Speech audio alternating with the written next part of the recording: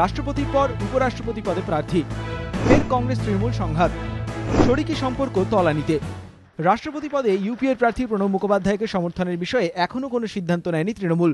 সেই টানাপোড়েনের মাঝেই ফের তৃণমূলের প্রস্তাবকে কোনো গুরুত্ব না দিয়েই উপরাষ্ট্রপতি পদে হামিদ আনসারির নাম ঘোষণা করলেন ইউপিএ চেয়ারপারসন সোনিয়া গান্ধী। বৈঠক শেষে মুকুল রায় জানান, তৃণমূলের তরফে গোপালকৃষ্ণ গান্ধী ও কৃষ্ণা বসুর নাম প্রস্তাব করা হয়। কেন্দ্রীয় স্বরাষ্ট্রমন্ত্রীর অবশ্য দাবি, সর্বসম্মতিক্রমে হামিদ আনসারিকে প্রার্থী হিসেবে বেছে নেওয়া হয়েছে। মিটিংয়ের কি আলোচনা হবে সে আলোচনার বিষয়বস্তুটা জানা ছিল না। মিটিংয়ে শুরুতেই দেখা গেল যে উপরাষ্ট্রপতি পদের প্রার্থী নিয়ে আলোচনা হচ্ছে। সেই আলোচনায় কংগ্রেসের পক্ষ থেকে হামিদ আনসারির নাম বলা হয়েছিল। After the announcement was made, all of them applauded the announcement.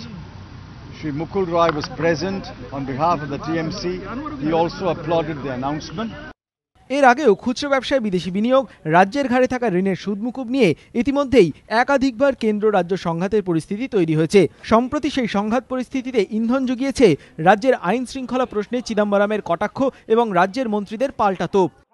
I pointed out to inter-party clashes. Inter-party clashes continued in 2010, 2011 in the run-up to the election. After the elections, while the level has come down, there are still inter-party clashes, and inter-party clashes must come to an end.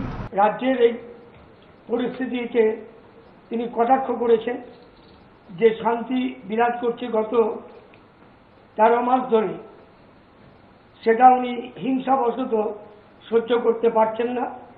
এর মধ্যে শুক্রবারই রাষ্ট্রপতি নির্বাচনের আগে 18 জুলাই সোনিয়া গান্ধীর ডাকা নৈশভোজে মমতাকে আমন্ত্রণ জানান আহমেদ প্যাটেল।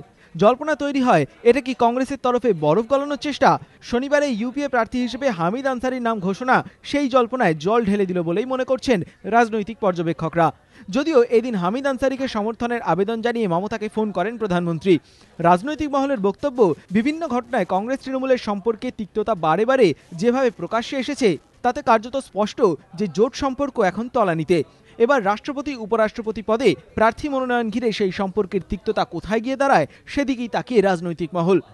এবিপি আনন্দ।